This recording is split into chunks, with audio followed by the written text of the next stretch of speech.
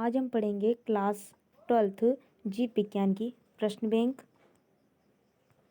जिसमें हम पढ़ेंगे जैव प्रौद्योगिकी के सिद्धांत एवं प्रक्रम के सभी क्वेश्चन। ये जो हमारा चैप्टर है उसमें से 1 अंक के क्वेश्चन आने वाले हैं और 2 अंक का एक क्वेश्चन आएगा जैव प्रौद्योगिकी वाले में से और 5 अंक के एक क्वेश्चन। इस प्रकार से ये टोटल जो है 12 नंबर का चैप्टर है हमारा।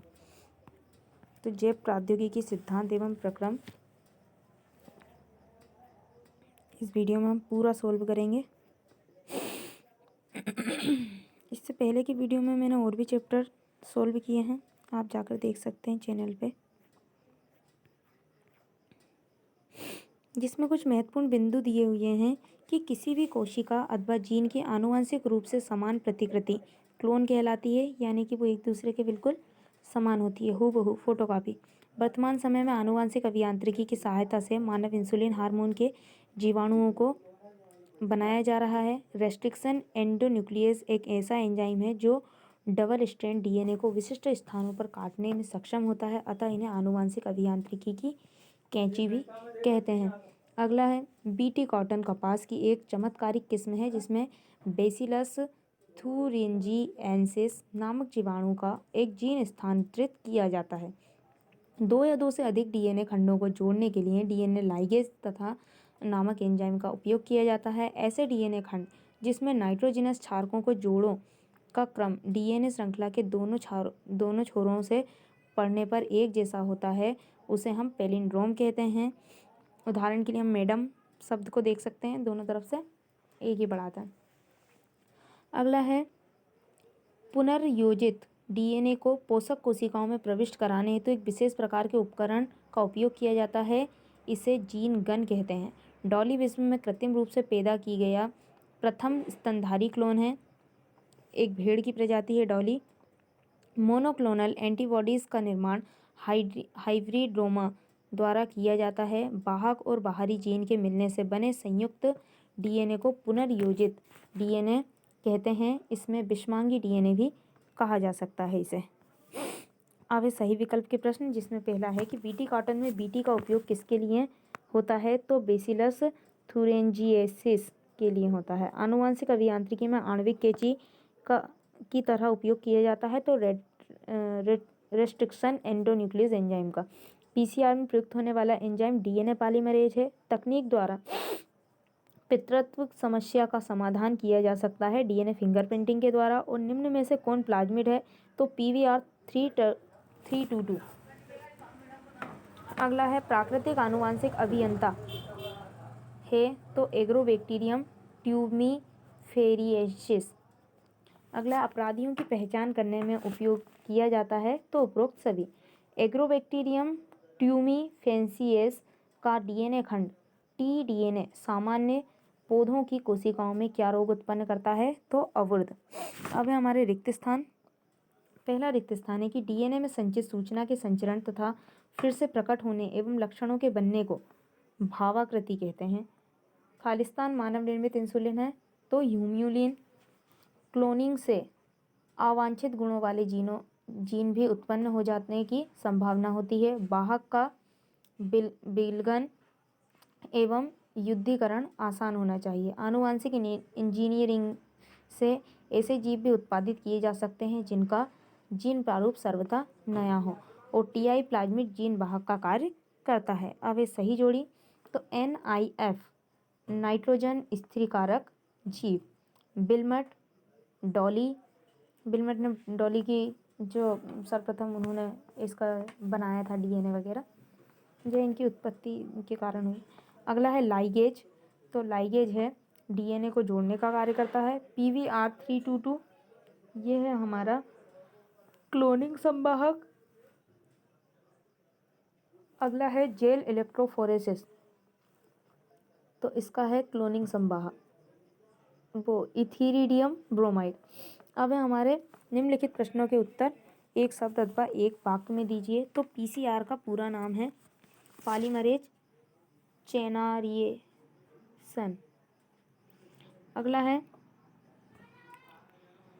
वह चिकित्सा पद्धति जिसके द्वारा किसी जीव में गड़बड़ी वाले जीन को सही जीन द्वारा प्रतिस्थापित किया जाता है क्या कहलाती है? आनुवांशिक अभियांत्रिकी।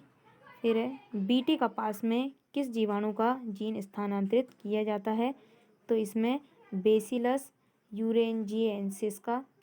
अगला है ऐसे डीएनए खंड जिनमें नाइट्रोजनस क्षारकों के जोड़ों का क्रम डीएनए श्रृंखला के दोनों छोरों से पढ़ने पर एक जैसा जोड़ों के रूप में प्राप्त होता है क्या कहलाते हैं? तो इन्हें पैलिंड्रोम कहते हैं। किसी भी कोशिका अथवा जीव की आनुवांशिक रूप से समान प्रतिकृति क्या कहलाती है? इसे क्लोन कहते हैं। वाहक की बाहरी जीन से मिलने से बने संयुक्त डीएनए को क्या कहते हैं? Recombinant DNA. अब है हमारे अति लघु उत्तरीय प्रश्न 2 अंक वाले, इसके बाद में 5 अंक वाले, तो टोटल 15 क्वेश्चन इसमें है और 11 इसमें है। फर्स्ट क्वेश्चन है कि डीएनए पुनर्योगज तकनीक क्या है?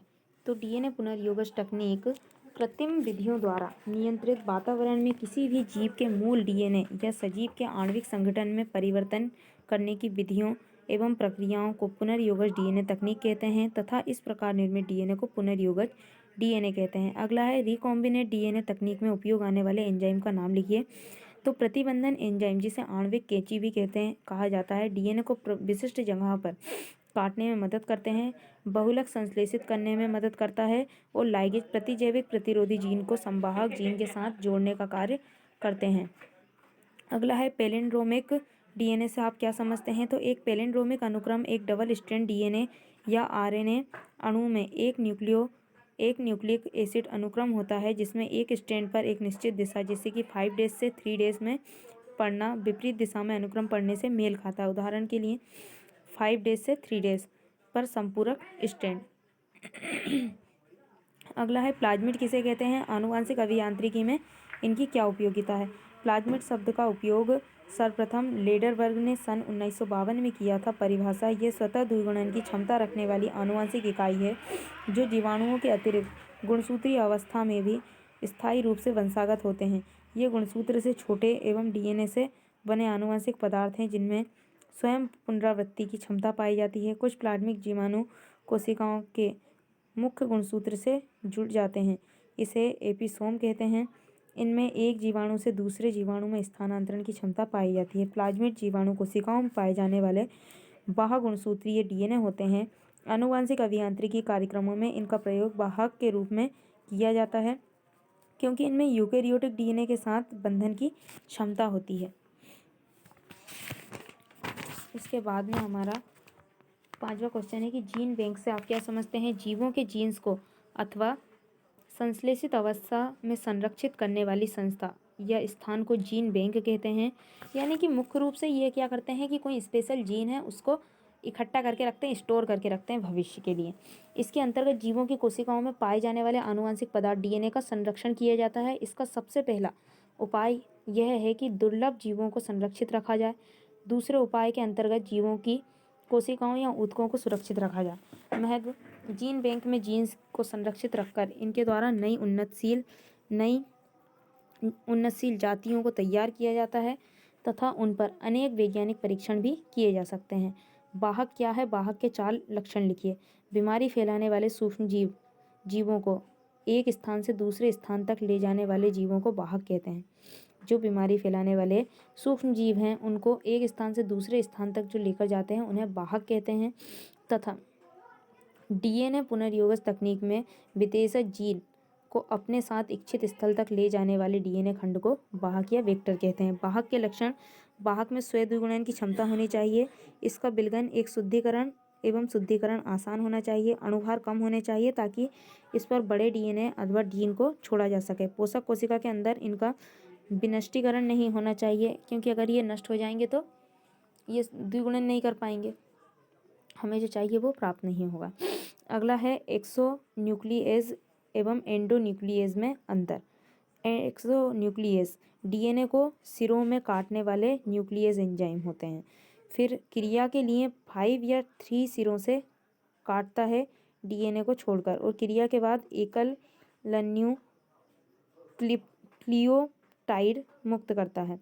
और एंडोन्यूक्लियस जो होते हैं वो क्या करते हैं? आंतरिक रूप से काटते हैं, डीएनए को बीच से काटते हैं। 3 डेज व 5 डेज सिरों की आवश्यकता नहीं होती क्योंकि ये मध्य से काटते हैं। क्रिया के बाद ओलिगोन्यूक्लियोटाइड मुक्त करते हैं। अगला है अनुप्रवाह संसाधन का संक्षिप्त वर्णन कीजिए। अनुप्रवाह संसाधन जैव संश्लेषित अवस्था के पूर्ण होने के बाद परिष्कृत तैयार होने व विपणन के लिए भेजे जाने से पहले कई प्रक्रमों से होकर गुजरता है। जो अनुप्रवाह संसाधन जैव संश्लेषित अवस्था के पूर्ण होने के बाद परिष्कृत तैयार होने व विपणन के लिए भेजे जाने से पहले कई प्रक्रमों से होकर गुजरता है। इन प्रक्रमों में पृथक्करण व शोधन सम्मिलित है और इसे सामूहिक रूप से अनुप्रवाह संसाधन कहते हैं। उत्पाद की उचित परिरक्षक के साथ संरूपित करते हैं। औषधि के मामले में ऐसे संरूपण फार्मूलेशन को चिकित्सीय परीक्षण में गुजारते हैं। प्रत्येक उत्पाद के लिए सुनिश्चित गुणवत्ता नियंत्रण परीक्षा की आवश्यकता होती है। अनुप्रवाह संसाधन व गुणवत्ता नियंत्रण परीक्षण प्रत्येक उत्पाद के लिए भिन्न भिन्न होता है। अगला है प्लाज्मिड डीएनए और गुणसूत्रीय डीएनए में क्या अंतर है। प्लाज्मिड डीएनए और गुणसूत्रीय डीएनए में प्लाज्मिड अतिरिक्त गुणसूत्रीय रचनाएं होती है, जबकि जो जीवाणु के अंदर स्वतः गुणित होती रहती है। इनका डीएनए 2 सूत्रों का बना प्राय गोलाकार होता है।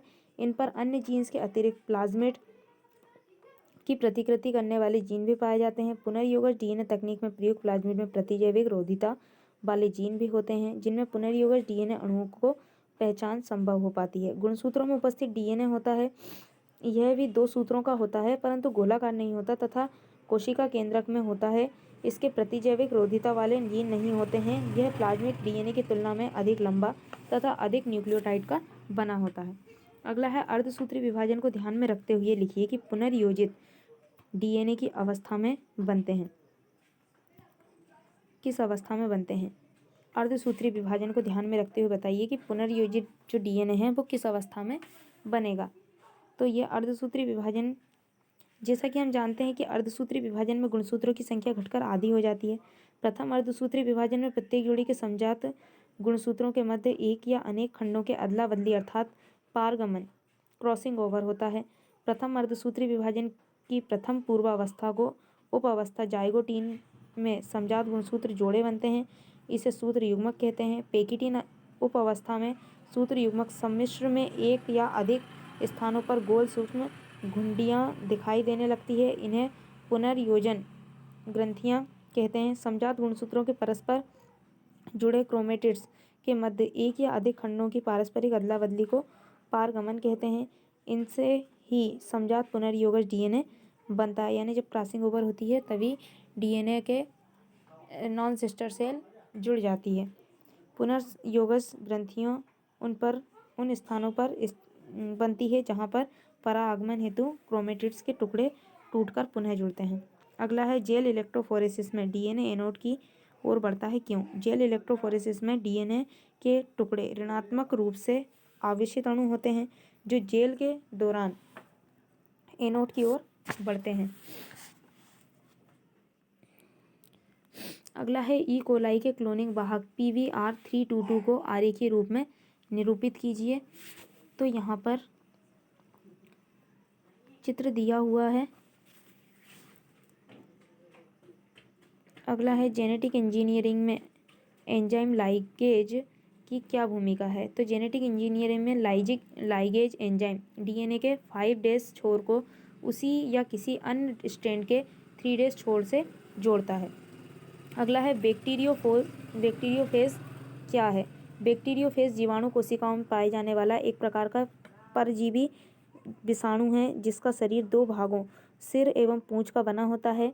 इसके सिर में आनुवंशिक पदार्थ के रूप में डीएनए पाया जाता है। आनुवंशिक अभियांत्रिकी में इसका बहुत अधिक महत्व है। अगला है कौन सा डीएनए पॉलीमरेज उच्च ताप पर भी सक्रिय रहता है। तो टेक डीएनए पॉलीमरेज उच्च ताप पर भी सक्रिय रहता है। फिर है पहला क्वेश्चन विश्लेषणात्मक प्रश्न में, ये 15 क्वेश्चन है। फसल सुधार में आनुवंशिक इंजीनियरिंग के 5 उपयोग लिखिए।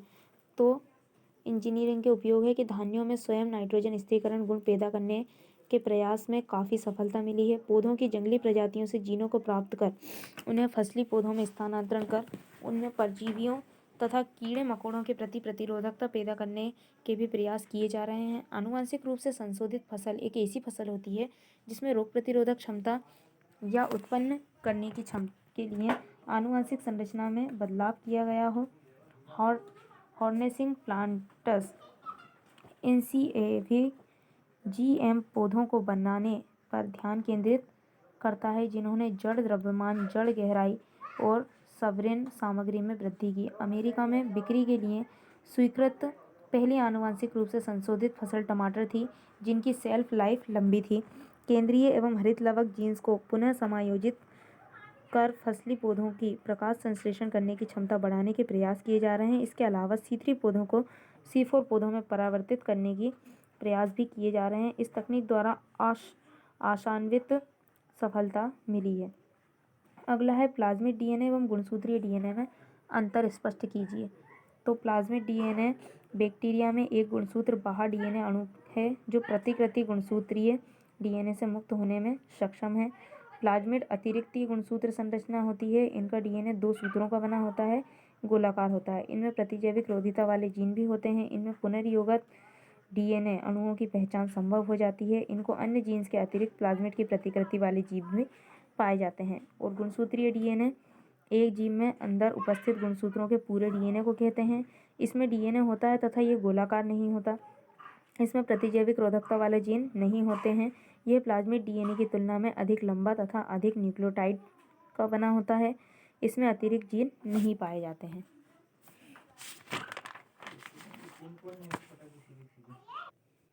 अगला है बायोरिएक्टर क्या है, इसकी उपयोगिता लिखिए। बायोरिएक्टर की परिभाषा: एक बायोरिएक्टर किसी भी निर्मित या इंजीनियरिंग डिवाइस या सिस्टम का संदर्भ ले सकता है जो जैविक रूप से सक्रिय वातावरण का समर्थन करता है। एक मामले में एक बायोरिएक्टर एक पोत होता है जिसमें एक रासायनिक प्रक्रिया की जाती है जिसमें ऐसे जीवों को प्राप्त जीवों या बायोमेटिक रूप से सक्रिय पदार्थ शामिल होते हैं। उपयोगिता: बायोरिएक्टर एक बर्तन के समान है जिसमें सूक्ष्म जीवों, पौधों, जंतुओं व मानव कोशिकाओं का उपयोग करते हुए कच्चे माल को जैव रूप से विशिष्ट उत्पादों, व्यष्टि, एंजाइम आदि में परिवर्तित किया जाता है। ये वांछित उत्पाद पाने के लिए अनुकूलतम परिस्थितियां उपलब्ध कराते हैं। वृद्धि के लिए ये अनुकूलतम परिस्थितियां हैं: तापमान, pH, क्रियाधार, लवण, विटामिन, ऑक्सीजन। बायोरिएक्टर में एक प्रक्षोभक तंत्र, ऑक्सीजन प्रदाय तंत्र, झाग नियंत्रण तंत्र, तापक्रम नियंत्रक तंत्र, pA नियंत्रण तंत्र व प्रतिचयन प्रद्वार लगा होता है। बायोरिएक्टर आमतौर पर उन उद्योगों में उपयोग किए जाते हैं जो खाद्य, पेय और फार्मास्यूटिकल्स से संबंधित होते हैं। बायोकेमिकल इंजीनियरिंग का उद्भव हाल ही में हुआ है। जैविक एजेंटों जैसे कि कोशिकाओं, एंजाइमों या एंटीबॉडी का उपयोग करके जैविक सामग्री का प्रसंस्करण जैव रासायनिक इंजीनियरिंग के स्तंभ के रूप में किया जाता है। अगला है TI प्लाज्मिड क्या है, आनुवंशिक अभियांत्रिकी में इसकी क्या उपयोगिता है। एग्रोबैक्टीरियम ट्यूमीफेसिएंस नामक जीवाणु में पाए जाने वाले विशिष्ट प्लाज्मिड जो कि द्विबीजपत्री पौधों में संक्रमण पश्चात ट्यूमर निर्माण को अभिप्रेषित करता है, TI प्लाज्मिड कहलाता है। यह जीन अभियांत्रिकी में वाहक का कार्य भी करता है। ये जीवाणु संक्रमित पादपों में अनियंत्रित कोशिका विभाजन को प्रेरित करता है जिसके कारण उनमें पिटिका या अवुर्ध का निर्माण हो जाता है। जीन क्लोनिंग के उपयोग लिखिए। किसी जीव के इच्छित जीनोटाइप को संरक्षित करने में, उच्च गुणों वाले जीवों को सरलता से प्राप्त करने में, विलुप्त हो रहे पादपों तथा जंतुओं को संरक्षित करने में, उपयोगी दूध प्रोटीन देने वाले जंतुओं को पैदा करने में, मानव अंग प्रत्यारोपण के लिए, आनुवंशिक रूप से परिवर्तन पशुओं को पैदा करने के लिए। अगला है एक्सोन्यूक्लियेज एंजाइम और एंडोन्यूक्लियेज एंजाइम, जिसका क्वेश्चन अभी हम पढ़ ही चुके हैं। अगला है चिकित्सा के क्षेत्र में आनुवंशिक इंजीनियरिंग के कोई 3 उपयोग। तो गोइडल ने ई कोलाई के DNA में इन हार्मोन के जीन को निवेशित कर माध्यम से मनुष्य के वृद्धि हार्मोन का संश्लेषण कराया। हेपेटाइटिस बी एक संदूषित जीन के कारण होता है। इसे प्रतिस्थापित कर वैज्ञानिक ने इस रोग का इलाज ढूंढ लिया है। और कृत्रिम जीन निर्माण द्वारा जीन संवर्धन तकनीक, मानव इंसुलिन मधुमेह की बीमारी को दूर करने के लिए तैयार करना। जीन बैंक से आप क्या समझते हैं, इसका क्या महत्व है, ये क्वेश्चन हम अभी देख चुके हैं। अगला है जैव प्रौद्योगिकी प्रयोग में जीन गन की क्या भूमिका है। तो पौधों के लिए उपयुक्त मेजबान कोशिकाओं में विदेशी DNA को पेश करने के लिए कोशिकाओं पर सोने के उच्च वेग वाले माइक्रोपार्टिकल्स या डीएनए अणुओं के साथ लेपित टंगस्टन के साथ बमबारी की जाती है, जिसे बायोलिस्टिक या जीन गन के रूप में जाना जाता है, जो जैव प्रौद्योगिकी प्रयोग में महत्वपूर्ण भूमिका निभाते हैं। अगला है आनुवंशिक इंजीनियरिंग की महत्व एवं उसके 5 उपयोग लिखिए। सुजननिकी व्यावहारिक आनुवंशिकी की वह शाखा है जिसके अंतर्गत आनुवंशिकी के सिद्धांतों की सहायता से मानव की भावी पीढ़ियों में लक्षणों को वंशागति को नियंत्रित करके मानव की नस्ल को सुधारने का अध्ययन किया जाता है। मनुष्यों को जैव तकनीक तथा आनुवंशिक इंजीनियरिंग के द्वारा कई उपयोगी एवं महत्वपूर्ण सफलताएं प्राप्त हुई है। ऐसा लगता है कि इसकी सहायता से सुजननिकी के क्षेत्र में कई विचार जो अब तक कल्पनामयी लगते थे, निकट भविष्य में वास्तविकता में बदल जाएंगे। आनुवंशिक इंजीनियरिंग के उपयोग। औद्योगिक उपयोग उच्च वर्गों के जीवों के विटामिन, प्रतिजैविक या हार्मोन्स के जीन का कोड करके तथा उनके संश्लेषित डीएनए को जीवाणु में पुनः स्थापित करके विटामिन, हार्मोन्स आदि यौगिकों को औद्योगिक स्तर पर संश्लेषण किया जाना संभव हुआ है। इस विधि से मानव इंसुलिन का ह्यूमिलिन नाम से जैव संश्लेषण किया गया है। चिकित्सीय उपयोग। नई दवाइयों का जैव स्तर पर संश्लेषण तथा जीन चिकित्सा द्वारा हीमोफीलिया, फिनाइल कीटोन्यूरिया आदि वंशागत रोगों का उपचार किया जाना संभव हुआ है। यौन संरचना अभिव्यक्ति में परिवर्तन। इस तकनीक द्वारा इच्छानुसार नए नए प्रकार के जीवों तथा वनस्पतियों का निर्माण संभव हो सकेगा। पेड़ पौधों और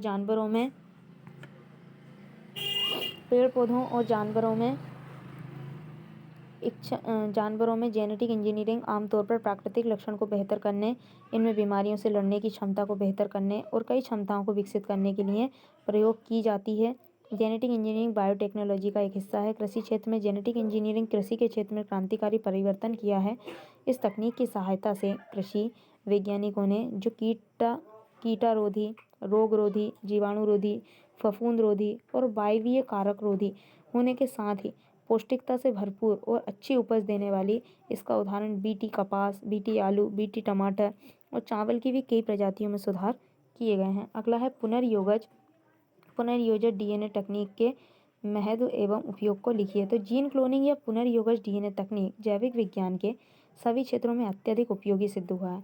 इस तकनीक के प्रमुख महत्व एवं उपयोग निम्नानुसार है कि पुनर्योजक डीएनए तकनीक या जीन क्लोनिंग के द्वारा हमें वांछित गुणों वाले जीनों को अन्य जंतु व पौधों में प्रत्यारोपित करके इनकी अच्छी किस्म तैयार करने में सफलता प्राप्त हुई है। इस तकनीक के द्वारा आनुवंशिक रोगों का भ्रूण अवस्था में ही पता लगा लिया जाता है और उनमें सुधार भी कर दिया जाता है। रेक्सर एंड डीएनए की सहायता से डीएनए जीन के क्रमीकरण में सहायता मिली है। इस तकनीक की सहायता से विभिन्न प्रकार की पुनर्योजक वैक्सीनों का विकास किया जाता है। उदाहरण के लिए हेपेटाइटिस वैक्सीन को बनाया गया है हाल ही। इस तकनीक की सहायता से विभिन्न प्रकार के पुनर्योजक वैक्सीन का, यहाँ पे हेपेटाइटिस का उदाहरण, इसकी सहायता से जीन क्रिया नियम के अध्ययन में सुविधा हुई है। इस तकनीक के द्वारा ही विभिन्न प्रकार की प्रोटीन्स जैसे कि इंसुलिन, हार्मोन्स, इंटरफेरॉन्स एवं विटामिनों का औद्योगिक स्तर पर निर्माण जीवाणुओं द्वारा संभव हुआ है। इस तकनीक के द्वारा उत्कृष्ट किस्म के प्रतिजैविकों का उत्पादन किया जाता है। हीमोफिलिक मनुष्य में V3C एंटी हीमोफिलिक ग्लोब्यूलिन का अभाव होता है। यह फैक्टर रक्त के थक्का बनाने यानी ब्लड क्लॉटिंग का कार्य करता है। इसके जीन की क्लोनिंग के फलस्वरूप उपयुक्त मात्रा में V3C कारक का उत्पादन संभव हो गया है। इस प्रकार से पुनर्योजक डीएनए तकनीक के उपयोग हैं।